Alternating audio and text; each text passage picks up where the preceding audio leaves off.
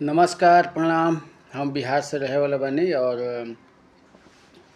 हम अपने बिहार वासियों से हम बोलना चाहते हैं कि जैसे कि हम लोग कर्नाटक, तमिलनाडु, सौगरी अगर रहते हैं, जाते हैं अदर स्टेट में, कृपया हम सब मिलकर अपने अपने गाँवों में ही, घरों में ही अगर कोई बिजनेस कर लो, अच्छा रहेगा।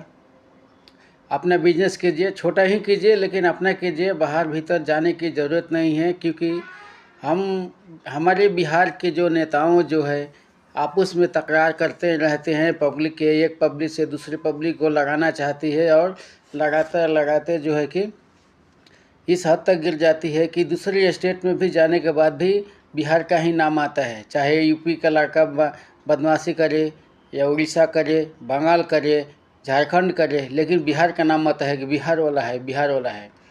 आज हम लोग यहाँ 20-22 बरस से हम रह रहे हैं कर्नाटक में। हम पहले दूसरे फैक्ट्रियों में काम करते थे, अब खुद का हम धंधा कर रहे हैं। छोटा मोटा एक बिजनेस ही कर रहा हूँ, लेकिन कभी कभी ऐसा बेइज्जती होता है। गलती ये करता है या पूरे बिहार को नाम को बदनाम करता है कि बिहार वाला है, बिहार वाला है। और ऐसा नहीं होना चाहिए। ये बिहार सरकार नेताओं को ये समझ में कब आएगा?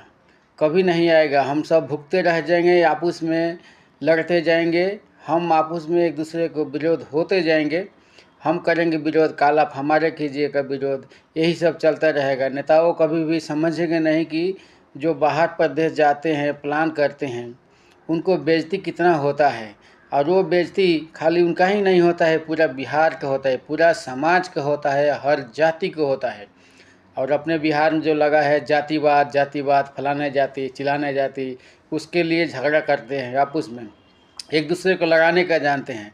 कार्य कहीं बाहर आइए। नेताओं से मैं गुजारिश करता हूँ, आप जनताओं से गुजारिश करता हूँ कि नेताओं से अनुरोध कीजिए कि आप लोग कम से कम गुजारिश कीजिए कि आप लोग कहीं से कहीं बाहर, आउट ऑफ स्टेट में जाइए। कर्नाटक में जाइए, तमिलनाडु में जाइए, गुजरात में जाइए।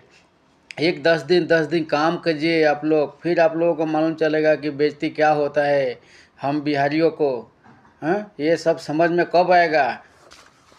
ये लोग कभी नहीं समझेंगे। भाई साहब, मैं आप लोगों से यही कहूँगा, हाथ जोड़ के नमन करता हूँ, आप जहीं कहीं भी रहिएगा, अपने गांव घर में धंधा कीजिए। हम लोग इतने दूर से आके अब 22 साल से हम लोग हैं। जो इसमें आपको फंस गया है, रह गया है, वो अभी जाने में असमर्थ है, वो नहीं जाएगा। क्योंकि बाल बच्चे को एजुकेशन जो रहता है, पढ़ाई लिखाई के लिए यहाँ पर पढ़ाना पड़ रहा है। जो फंस गया है वो तो नहीं जाएगा। जो अभी नए लड़के लोग आने वाले हैं,